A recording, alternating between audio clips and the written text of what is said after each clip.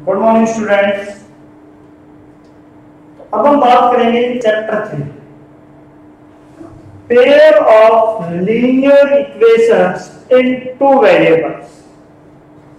देखिए क्या है, an equation which can be put in the form ax plus by plus c is equal to 0 where a b c are real number।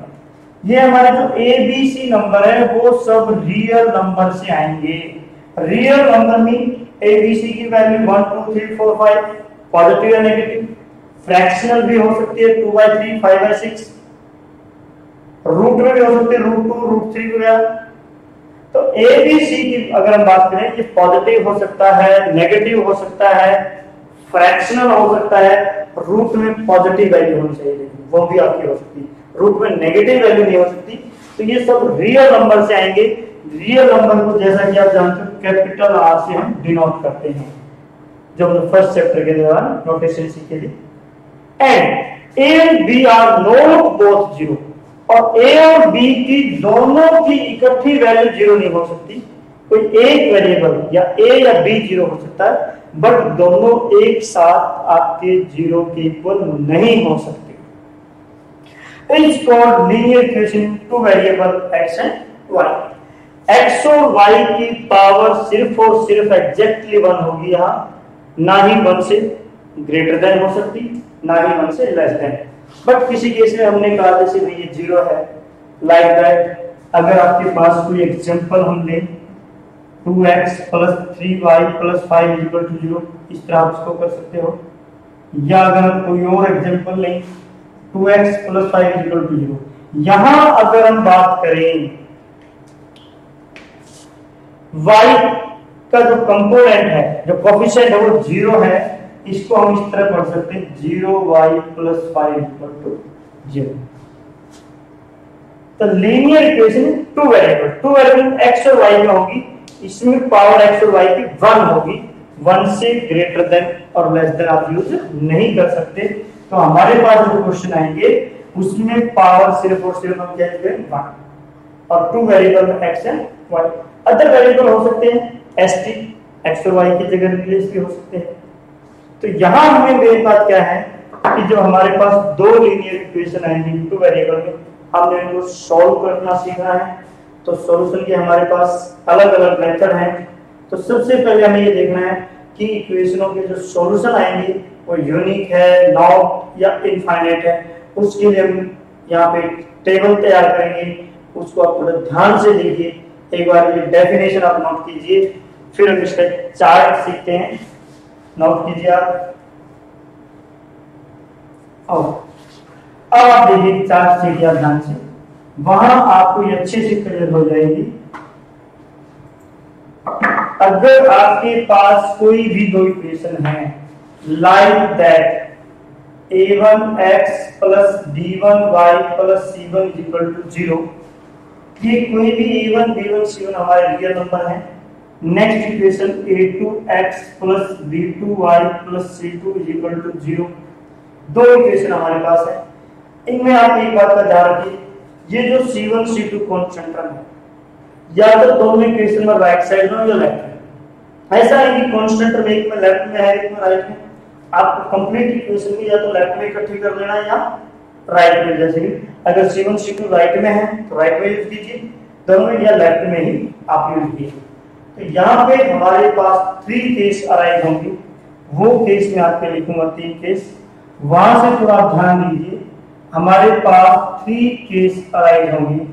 सबसे पहले हम क्या करेंगे, यहां से कंपेयर करते रहेंगे इक्वेशनों से a1 की वैल्यू, b1 की वैल्यू, c1 की, उसके बाद a2 की, b2 की और c2 की वैल्यू को डिफाइन कर लेंगे। इन इक्वेशनों से कंपेयर करेंगे a1 b1 c1, a2 b2 c2। तो हमारे पास जो केस होंगे 3 अराइज, इनमें अपने जो सिस्टम सीखना है, एक तो हमारे पास कंडीशन आएगी कंसिस्टेंट एंड इनकंसिस्टेंट। कंसिस्टेंट या इनकंसिस्टेंट। कंसिस्टेंट का मीनिंग है कि आपके पास सॉल्यूशन होगा ही होगा, इनकंसिस्टेंट में आपका सॉल्यूशन नहीं आएगा। इसके बाद हम बात करेंगे सॉल्यूशन की, कि जो सॉल्यूशन है आपका वो किस टाइप का होगा। टाइप की मैं अगर बात करूं, टाइप मीन यहाँ क्या है हमारा, टाइप मीन हमारा मीनिंग यहाँ है कि भाई वो यूनिक सॉल्यूशन है, इनफाइनाइट सॉल्यूशन है या नो सॉल्यूशन है। इसके बाद अगर हम आगे बात करें, वो लाइन से रिलेटेड बात है।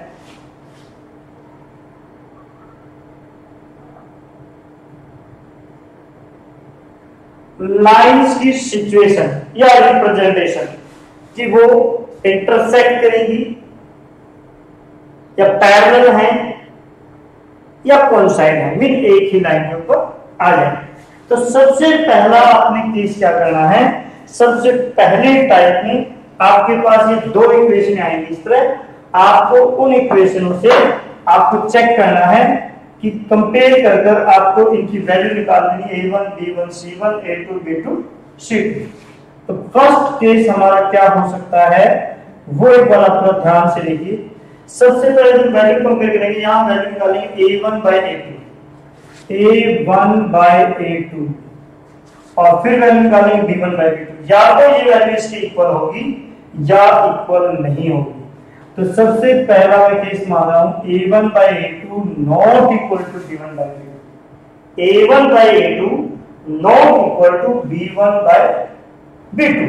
तो इस केस में हमारे पास क्या आएगा, ये कंसिस्टेंट। तो इसको हम पढ़ेंगे system of equations is consistent. जहां तक सॉल्यूशन की बात है तो यूनिक, यहां पे आपका सॉल्यूशन यूनिक होगा, यानी सिर्फ और सिर्फ एक ही सॉल्यूशन होगा, एग्जैक्टली वन सॉल्यूशन होगा। लाइंस की कंडीशन की अगर मैं बात करूं यहां पे, तो इंटरसेक्टिंग लाइन होगी, इंटरसेक्टिंग लाइंस। अगर मैं ग्राफ की इनकी बात करूं रिप्रेजेंटेशन की, तो ये इस तरह की आएगी, किसी भी पॉइंट पे आपकी लाइन इंटरसेक्ट करेंगे। अगर a1 by a2 not equal to b1 by b2 है तो consistent, unique solution, intersecting line, और जिस तरह की आपकी ग्राफ की पोजीशन हो जाएगी, दोनों लाइन किसी न किसी पॉइंट पे आपकी इंटरसेक्ट करेंगे। सेकंड केस की अगर मैं बात करूं, a1 by a2 equal to होगा आपका b1 by b2, a1 by a2 equal to होगा b1 by b2। अब अगर नेक्स्ट की बात करें, मान लेते हैं कि not equal to c1 by c2। देखिए अगर पहला ही पेयर इक्वल नहीं है तो हमें थर्ड पेयर पे जाने के लिए, फर्स्ट सेकंड अगर इक्वल नहीं है थर्ड पे जाने की जरूरत नहीं है, यही कंडीशन आ जाएगी। अगर फर्स्ट और सेकंड इक्वल है बट थर्ड भी इक्वल नहीं है, तो इस केस में आपके पास आएगा inconsistent. Inconsistent mean no solution. अगर हम सॉल्यूशन की बात करें तो नो सॉल्यूशन, और लाइन की बात करें तो क्या है, पैरेलल लाइन। कैसी लाइन आ जाएगी हमारी, पैरेलल। अगर इसके ग्राफ की बात करें तो बिल्कुल एग्जैक्ट पैरेलल लाइन आएगी आपकी, या ऐसे हो सकता है पैरेलल लाइन आपकी आ जाएगी। तीसरा केस देखिए क्या हो सकता है, a1 by a2 equal to b1 by b2 और equal to c1 by c2। देखिए यहां हमने फर्स्ट और सेकंड नॉट इक्वल लिया था, यहाँ इक्वल बट थर्ड के इक्वल नहीं, ये तीनों ही पेयर इक्वल आ जाए, तब हमारे पास क्या आएगा, सिस्टम कंसिस्टेंट। सिस्टम हमारा कंसिस्टेंट होगा। कैसा होगा, कंसिस्टेंट। जहां तक सॉल्यूशन की बात करें, इनफाइनाइट मैनी सॉल्यूशन। आपके सॉल्यूशन इनफाइनाइट आ जाएंगे, बहुत ज्यादा आपके सॉल्यूशन आ जाएंगे। अगर लाइन की बात करें, कॉन्साइड या कॉन्सिडेंट भी हम बोल देते हैं, कॉन्साइड एक लाइन के ऊपर ही लाइन। अगर ग्राफिकल की पोजीशन की बात करें तो लाइन के ऊपर ही आपकी लाइन आ जाएगी, एक ही लाइन के ऊपर दूसरी लाइन आपकी आ जाएगी। अगर हमें एग्जाम्पल की बात करें, अगर इसका फॉर एग्जाम्पल मैं कोई लूं, 2x plus 3y plus 5 equal to 0, यहां मान लिया हमने ले लिया 5x, तो यहां से 2/5, ये 2/5 नहीं आना चाहिए, जो मर्जी आप चेंज कर सकते हो, 4y प्लस 6 इक्वल टू 0। देखिए 2/5 और 3/4 इक्वल नहीं है, तो ये आपका फर्स्ट केस का एग्जांपल हो जाएगा। इस केस की अगर मैं एग्जांपल की बात करूं, 2x plus 3y plus 1 equal to 0, आप क्या कीजिए, वेरिएबल टर्म तक जिस मर्जी नंबर से मल्टीप्लाई कीजिए। वेरिएबल टर्म को आप किसी भी नंबर से मल्टीप्लाई कीजिए, लाइक 3 से हम कर रहे हैं तो 6x, 3 से कीजिए 9y, यहां आप 3 से मल्टीप्लाई करेंगे 3, अब 3 को छोड़ के जो मर्जी नंबर रखिए, क्योंकि नेक्स्ट पेयर हमने इक्वल नहीं लिखा। यहां से 2/6 1/3, 3/9 1/3, तो 1/3, 3 को छोड़ के आप जो मर्जी कीजिए। इसको मल्टीप्लाई किया 3 को छोड़ दीजिए, कुछ भी लिख दीजिए, लाइक 5 में लिख दिया, तो यहां से 1/3 1/3 1/5, ये केस आपका बन जाएगा। इस केस की अगर मैं बात करूं, आपने कोई एग्जांपल लिया है, आप क्या कीजिए, इसको अपनी मर्जी से किसी भी नंबर से मल्टीप्लाई कीजिए। मान लेते हैं 2 से मल्टीप्लाई कर देते हैं, 4x 10y प्लस 4, ये देखिए आपका 2/4 1/2, 5/10 1/2, 2/4 1/2, सेम आपका आ जाएगा। कंप्लीट इक्वेशन को किसी भी नंबर से मल्टीप्लाई कीजिए, आपके पास इस तरह की इक्वेशन तैयार हो जाएगी। तो इस केस के बाद ध्यान से नोट कीजिए, यहाँ कंसिस्टेंट इनकंसिस्टेंट, एक हमने सॉल्यूशन के बारे में बात की थी, unique solution, no solution, infinite solution, और एक हमने लाइन की कंडीशंस की बात की थी, इंटरसेक्टिंग लाइन, पैरेलल, कोइंसाइड या कोइंसिडेंट, और अगर ग्राफ की बात करें तो ये पोजीशन आपकी आएगी इंटरसेक्टिंग में, पैरेलल में, ये कोइंसाइड, एक लाइन के ऊपर ही लाइन आपकी आ जाएगी। एक तरह से ये सेम लाइन की हो जाती है, लाइन के ऊपर लाइन, तो इनको हम क्या बोलते हैं, कोइंसाइड लाइन। नोट कीजिए, हम इसी के बेस पे ये जो कोइंसाइड लाइन है, आपको एक बार क्वेश्चन भी सॉल्व करके दिखाएंगे, एक बार आप इसको अच्छे से नोट कीजिए। अभी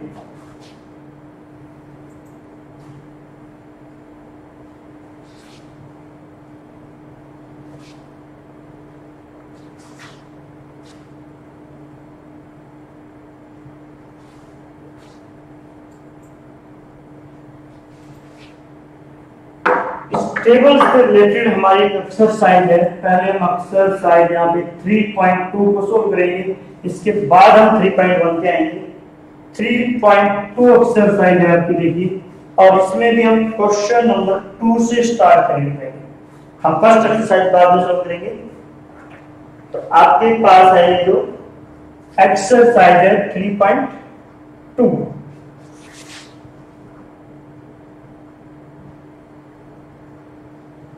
देखिए क्वेश्चन नंबर सेकंड का फर्स्ट पार्ट जो है, गिवन लीनियर इक्वेशंस आर, ये हमारे पास है 5x प्लस 4y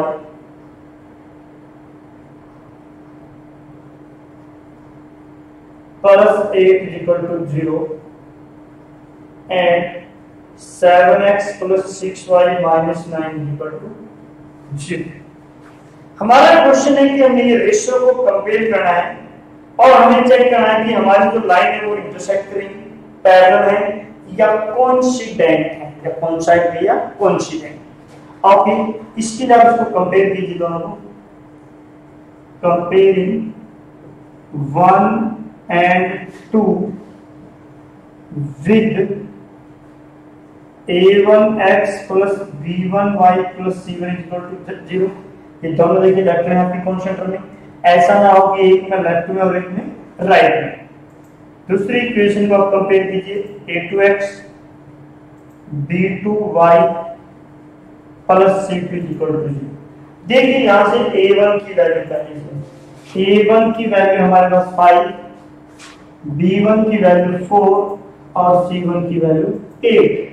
इसी तरह आप इसको सेकंड को कंपेयर कीजिए, a2 7, b2 6 एंड c2 -9। यहां से आप a1 by a2 निकालिए 5 by 7, b1 by b2 आप सॉल्व कीजिए 4 by 6 लाइन है 2 by 3। तो आप चेक कीजिए दोनों ही पेयर की वैल्यू सेम नहीं है, तो आपको थर्ड पेयर की वैल्यू को निकालने की जरूरत नहीं है। a1 by a2 not equal to b1 by b2। सबसे पहले हमने इनको कंपेयर किया, वैल्यू निकाली, फिर इनका रेशियो डिफाइन करेंगे।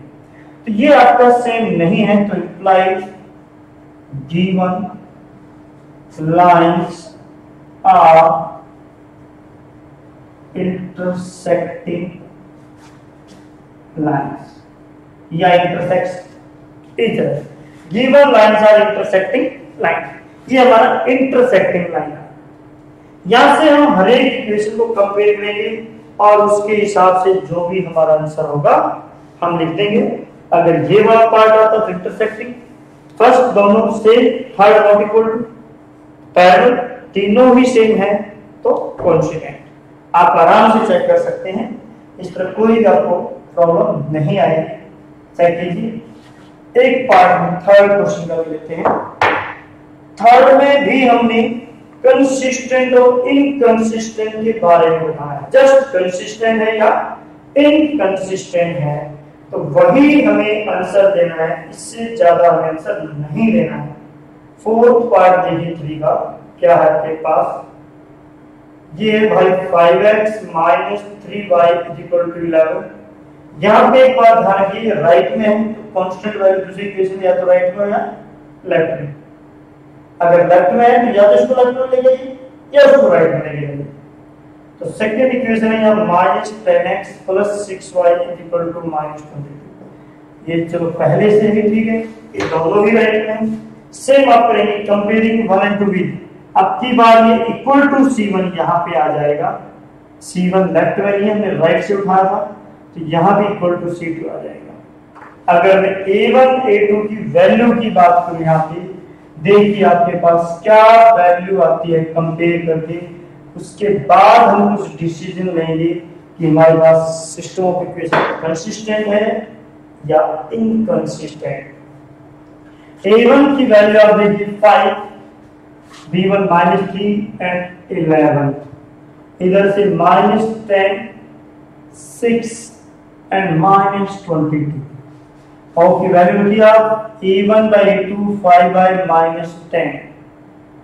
अगर यहां से हम इस वैल्यू को सॉल्व करें तो आप देखिएगा क्या आएगा, कैंसिल हो जाएगा माइनस 1 by 2। फिर B1 by B2 minus 3 by 6, ये भी माइनस 1 by 2, दोनों वैल्यू सेम है।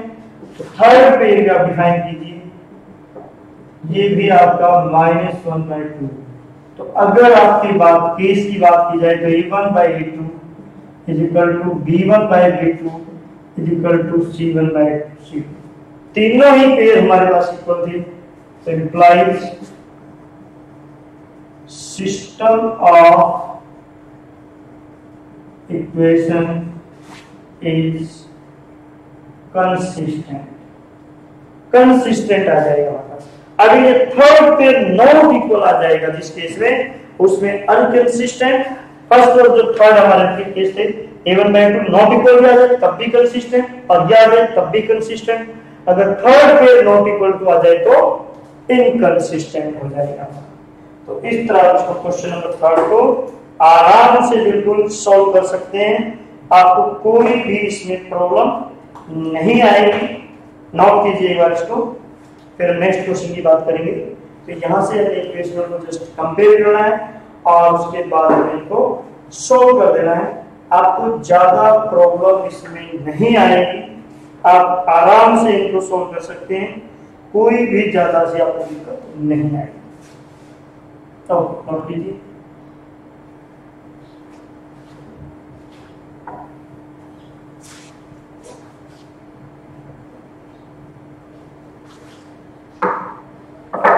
नेक्स्ट क्वेश्चन देखिए, फोर्थ क्वेश्चन क्या कहता है यहाँ पे। फोर्थ क्वेश्चन है which of the following pair of linear equations are consistent or inconsistent। हमें चेक करना है कि वो कंसिस्टेंट है या इनकंसिस्टेंट है। if consistent obtain the solution graphically। इसकी कंडीशन अगर वो कंसिस्टेंट है तो आप उसका ग्राफ तैयार कीजिए, अगर इनकंसिस्टेंट है तब हमने ग्राफ को तैयार नहीं करना है, सिर्फ कंसिस्टेंट के केस में आपने ग्राफ तैयार करना है, ये ध्यान रखिए। तो फर्स्ट पार्ट देखिए, आपके पास गिवन इक्वेशन है x + y = 5 एंड सेकंड है 2x + 2y = 10। आप कंपेयर तो कर ही सकते हैं, फर्स्ट इक्वेशन को भी आप कंपेयर कीजिए, अब सेकंड से भी कीजिए। हम डायरेक्ट वैल्यू यहाँ पे लिख रहे हैं, a1 की वैल्यू भी अगर मैं बात करूं यहाँ पे 1, b1 की वैल्यू की मैं बात करूं यहाँ पे 1, c1 की वैल्यू की बात करूं तो यहाँ पे 5। तो यहाँ देखिए आप राइट रेशियो, इसी तरह यहाँ से a2 2 है, b2 2 है एंड c2 10। यहाँ से वैल्यू निकालिए, a1/a2 1/2, b1/b2 1/2 and c1/c2 5/10 that is 1/2। सभी वैल्यू सेम है, इसका मतलब हमारा सिस्टम क्या है, consistent. therefore system of equations is consistent. Consistent के केस में इसने कहा ग्राफ भी तैयार करना है। ग्राफ के लिए देखिए आपको क्या टेबल तैयार करनी है, उस टेबल में आप क्या कर सकते हैं, एक बार आप यहां से x की वैल्यू 0 रख दीजिए। जब आपने x की वैल्यू 0 रखी तो y की वैल्यू क्या आएगी 5, फिर आप y की वैल्यू 0 रखिए तो x की वैल्यू होगी 5। अगर यहां पर फ्रैक्शनल वैल्यू वाली इस तरह रखने से 0 तो आप उसको चेंज कर सकते हैं। फिर इसकी टेबल आप बनाइए इसी के साथ, आप x की वैल्यू की 0 तो देखिए y की वैल्यू क्या आएगी 2y10 तो y 5, फिर y की वैल्यू 0 रखिए यहाँ पे 2x = 10, x की वैल्यू 5। अब आपको ग्राफ क्या करना है, ग्राफ पेपर आपने लेना है। यहाँ पे अगर मैं बात करूं पॉइंट की, देखिए पॉइंट कोई ज्यादा से आपके नहीं है, ये आपको पता ही है कि ये x एक्सिस और ये y axis, x dash x इधर y और इधर y डैश। आपको यहाँ 5 तक जाना है दोनों पे, तो आपके पास ग्राफ के फॉर्मूले होते हैं 1 2 3 4 5, इधर भी ऐसे 1 2 3 4 5। आप पॉइंट को डिनोट कीजिए, इधर का कोई पॉइंट हमारे पास नहीं, ये ओरिजिन पॉइंट है 0 0 0 ऐसे होता हुआ, तो आप इसको डिनोट करें। पहले पॉइंट 0 to 5, ये 9th क्लास में कभी किया, ये पॉइंट y एक्सिस का, फिर 5 0 ये पॉइंट आपके पास आ जाएगा। आप ये लाइन ड्रॉ कीजिए, स्केल रखना आपने दोनों पॉइंट के ऊपर बिल्कुल एग्जैक्ट, और इनको पेंसिल से मिला देना। इसके बाद दूसरे केस में देखिए 0 to 5 same point, 5 0 same point. एक बार और आप इसी लाइन को अब दोबारा से ड्रॉ कीजिए इसी ऊपर, तो आपका ग्राफ कुछ ऐसा आ जाएगा कि ये हमारी कॉन्सिडेंट लाइन की रिप्रेजेंट करती है। वहां से भी आपको पता लग रहा है कॉन्सिडेंट लाइन अगर सभी पार्ट आपके इक्वल है। अगर कंसिस्टेंट है तो आपको ग्राफ ड्रॉ करना है, अगर कंसिस्टेंट नहीं है तो आपको ग्राफ ड्रॉ करने की जरूरत नहीं है। नोट कीजिए आप इसको ध्यान से, नोट कीजिए वैसे। ओके, नेक्स्ट क्वेश्चन की हम बात करेंगे यहाँ पे।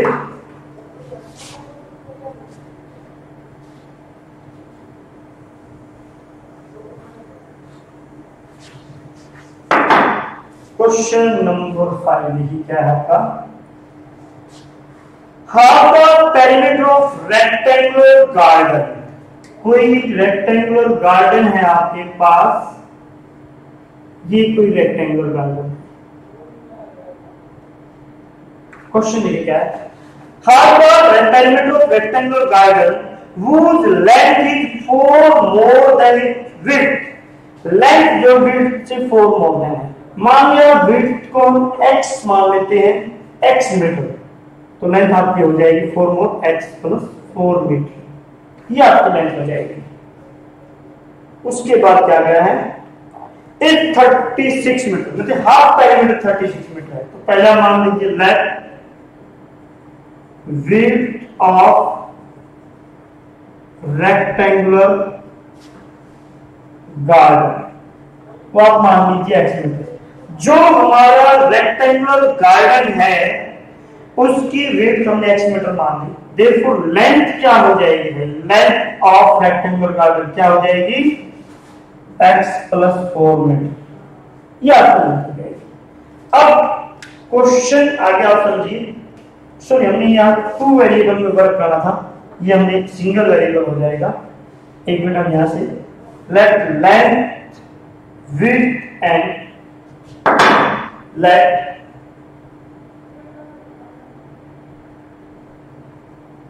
length and width of rectangular gardens are x and y metre.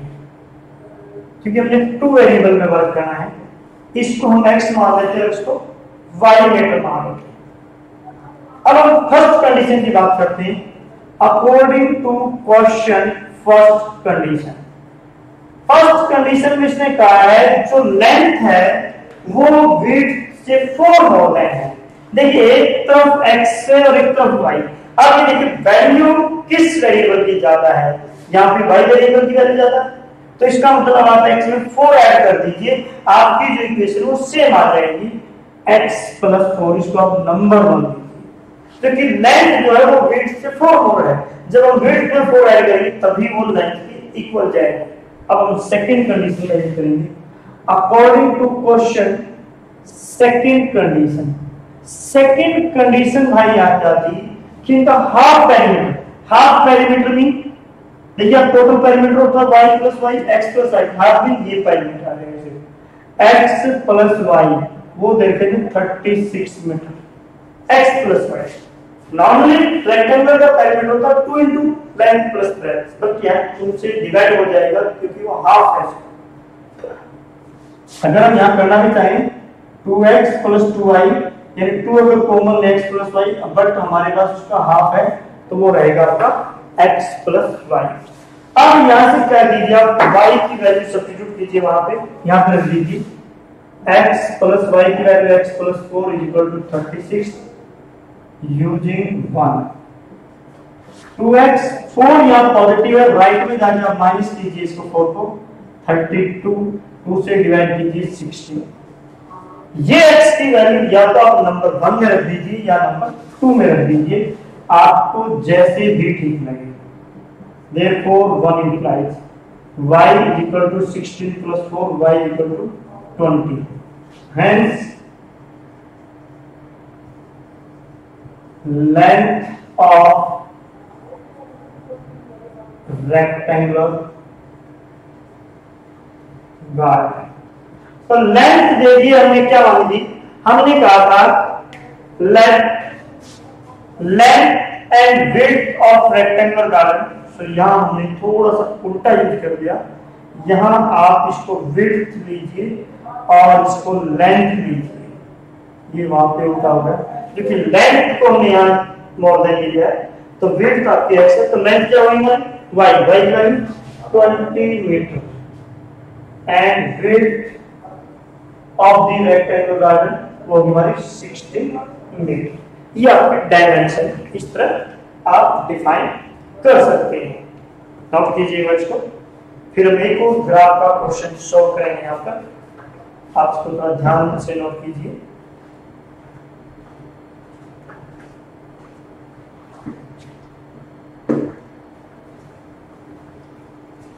Note कीजिए इसको।